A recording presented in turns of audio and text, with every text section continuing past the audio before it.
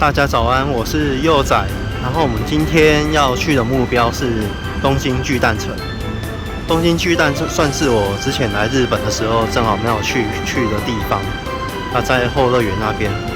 不过因为离我住的地方蛮近的，所以我就徒步就走过去，应该就可以去看一下东京巨蛋它的英姿了。之后沿途可以看到这个神保町书本的嘉年华。这附近都还蛮多是在卖书的。不过我来日本，如果是来这边旅游的话，是专门是在看书，那真的是太浪费我的时间了。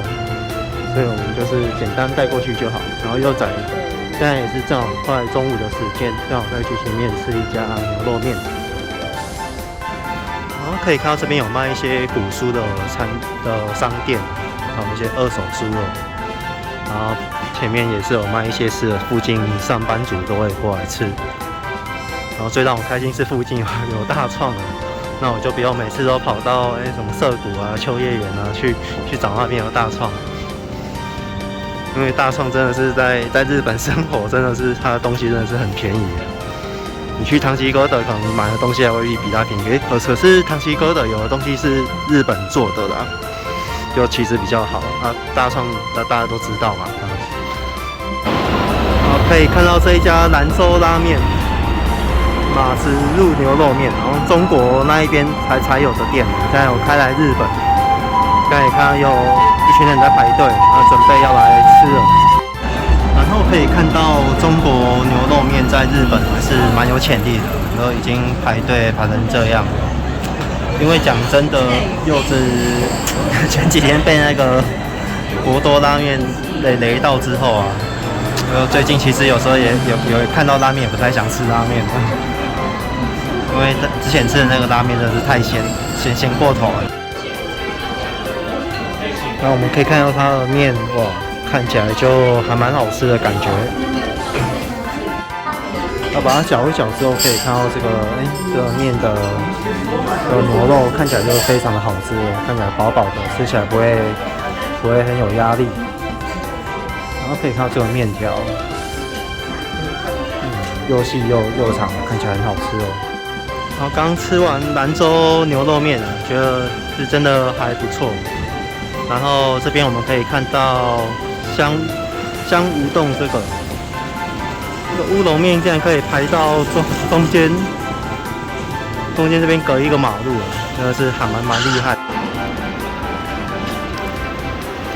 然后我们走过来这一条他们地铁下面经过的这条大道，要前往去东京巨蛋。然后这边可以有看到还有卖台南蛋仔面，还有个台湾食堂，就感觉还蛮不错的。台湾人也是有能力可以开到这边。然后接下来我们再继续往前面看，这边都比较多上班族跟附近的大学生都会来这边吃饭。就其实，在日本，其实有时候他们吃的东西有一跟我们蛮类，跟我们在台湾吃的蛮接近的，都有的中国的啊、日式的食物啊、台式的啊，甚至是一些西洋的都有。就我们台湾吃得到，其实他们那边也都吃得到。这边也难得看到价格相对比较平价，就我们台湾人可以接受的价格的店。不然在东京市中心那边吃哦，几乎一个小餐就要800块，套餐就要1300日元哦，真的是有点贵。这一家我觉得还算蛮便宜的，不过好不好吃又不知道，就是看要省钱的话，吃这个就还蛮不错的。然后这边可以看到同样是比较旧的屋子哦，跟台湾有点像，可是为什么要摆在日本？就是看起来不会让你觉得像台湾的房子这样看起来有点脏，然后比较杂乱的感觉呢，比较旧的感觉，然后就会感觉好像跟地景真的是融为一体的艺术。不知道为什么日本的建筑就是看起来感觉比较好。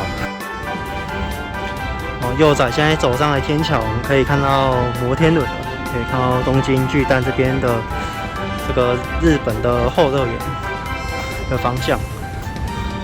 现在准备要慢慢的走过去，可对，这边就是东京巨蛋城的入口了。上面这一间就是东京巨蛋的饭店，然后再往下面看，还可以看到东京巨蛋城这边的云霄飞车。刚刚我有看到有人在上面搭，就是看的是觉得还不错的，可以一边看东京的风景，一边做室内的风景，然后一边坐云霄飞车，这个确实还蛮有诱因的。之后这边可以看到有柯南广场，然后这边还有灰原哀跟柯南的2个合照。其实我蛮看好这一对组合的。然后再往旁边看的话，还可以看到其他柯南的角色的壁板，然后可以看到这个琴酒主子一直被握笔的。说误打误撞，幼仔就来到游乐园了。可以看到今天人潮这个时段，因为今天是平日啊，所以人潮不至于那么多。我们走到这边的窗台之后，可以看到东京巨蛋的全貌，然后可以看到后乐园的云霄飞车跟摩天轮。然后之前遇到疫情阻挠，睽违3年之后，幼仔终于看到东京巨蛋。终于可以一睹它的完整的真面目。然后今天的话，应该会考虑去坐一下云霄飞车跟摩天轮吧。然后其实是可以看到东京巨蛋这边其实是有一点显旧的感觉，可能之后不久还会再慢慢翻新吧。不过它也算是东京少数的市区内的游乐园。所以是觉得翻新是应该还蛮值得的。接着幼仔买好票后，准备要来坐这个闪电海豚，这个云霄飞车。幼仔刚也坐完这个闪电海豚这个云霄飞车了，真的是非常的刺激又好玩了。它真的是值回票价。然后这个云霄飞车的话，它还可以看到这边东京市区周边的风景，像那个东京铁塔、晴空塔都是看得到的。哇，就其实还蛮不错。不知道什么时候我们台北，不然就是高雄这边才会有自己的市区的那个云霄飞车哦。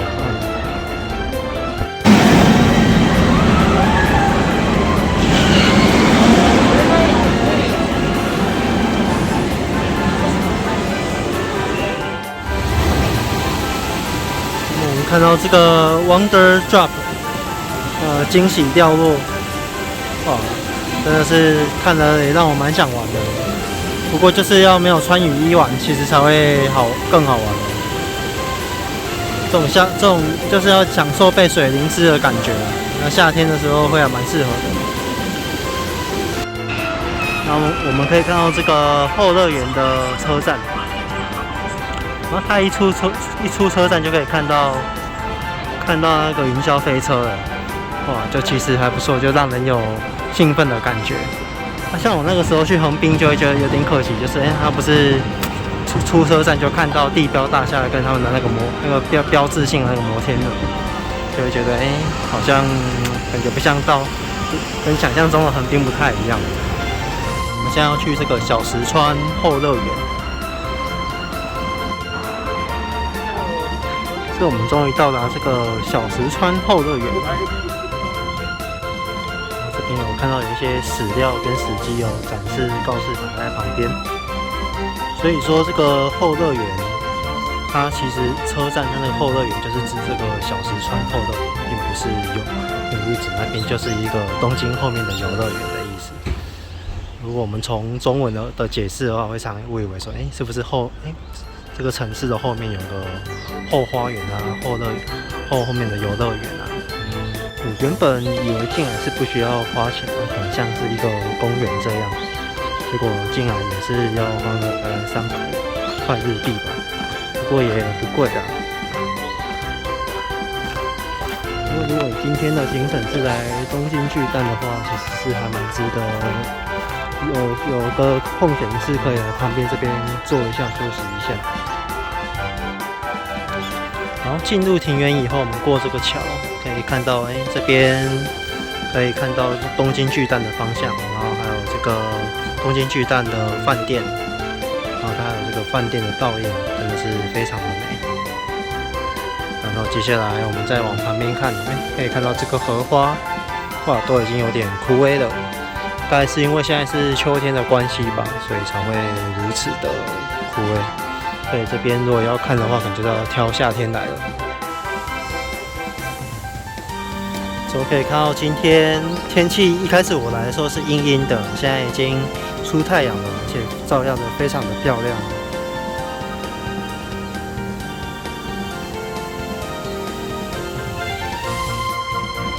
然后上来逛这些比较静态的那个庭园吧。就是幼崽会蛮推荐，可以一边听着和风音乐，然后一边来这边逛，这样逛起来会更有意境。然后可以看到这个圆月桥，它是请那个朱顺水设计的，看起来就很像是中国人设计的桥，这个圆形拱门。它如果是在灯光好的状况下，应该可以把这个圆都映照出来了。像这样子，来可以看到圆月桥这个河水照过来，水是这么的清澈，看了都想让人取水来喝，可是还是不要好了。结果桥的名字取这么吉利，结果是不能让我们走过去的。我刚走来这边的时候，路上也有一些桥也是不能让我走过去的，看到这有一点傻眼。不过可能就是人家怕被破坏吧。然后我们走到这边，可以看到有水鸟在休憩。然后来到这边，我们可以看到布满池塘的荷叶，真的相当的壮观，还蛮漂亮的。可以看到对面的有些人都在一直拍照，应该在拍这一只。应该在台湾叫做夜鹭吧，还是什么东西的，我也不知道。不过它就伫立成这样，就还蛮好看的。接着后乐园也逛差不多了，然后幼崽现在准备要出去东京巨蛋那边，准备去搭摩天轮。然后像这边的话，偶尔进来逛还不错，也蛮适合情侣约会啊，家族出来旅游出来走一走。因为东京的步调是比较繁忙的。然后这边的话可以让你放慢步调，悠闲的吸收森林的芬多精。就其实偶尔来这边，就算是一个东京的一个小绿洲吧，可以在这边悠闲坐一下，休息一下。不过有一些地方也是比较阴暗啊，那个走的话还是要小心哦。然后这边可以看到东京巨蛋已经35周年了。之后走上阶梯，终于可以看到东京巨蛋的样貌。对，应该有一些人应该都看过了。对幼崽来说，还是稍微有一点新鲜这样。然后可以看到东京巨蛋，它其实从这个角度看过去，像是一顶飞碟帽一样。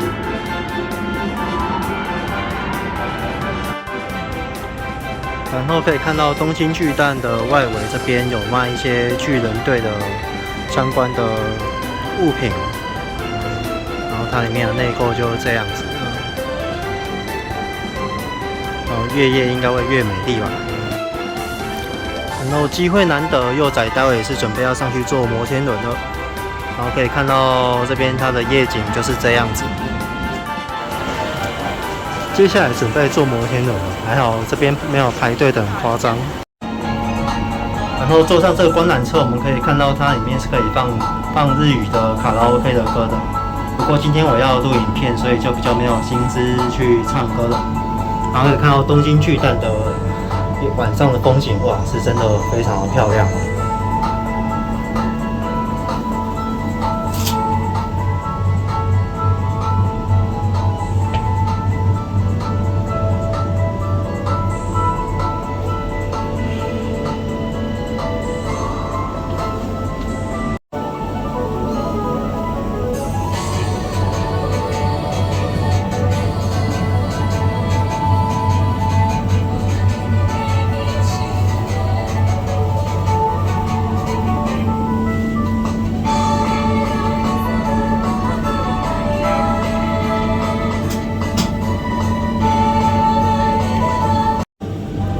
可以看到这边周边的风景，夜景是真的蛮漂亮的。然后可以看到晴空港那一边更是漂亮。我觉得日本人真的还蛮聪明的，知道坐观览车一边唱卡拉 OK， 这真的也是蛮有卖点的。最后坐完那个大欧观览车之后，可以下来看一下商场这边的夜景，也是蛮不错的。比白天的时候真的好，看起来旧旧的感觉好很多。